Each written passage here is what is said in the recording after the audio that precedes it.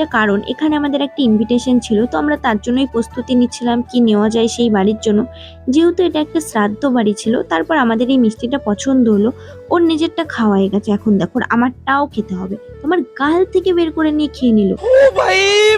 मारो मुझे मारो। এই বছরে গরম পড়ার পর এই ফার্স্ট আমি বাড়ি থেকে বেরোলাম, আর টের পাচ্ছি আজ ভালো মতন কতটা গরম বাইরে।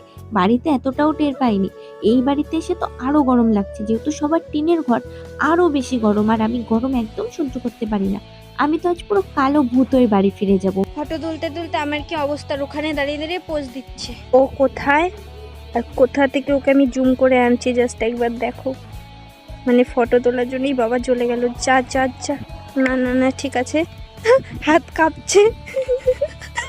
দেন আমরা একটু পেপসি খেয়ে নিলাম, আর এই পেপসিটার প্রেমে যে আমরা দুজন এইভাবে পড়বো ভাবতেই পারিনি। বহুদিন পর খেলাম তো, তার জন্য হয়তো এইভাবে প্রেমে পড়লাম। আমরা এই খাবো না বলে কত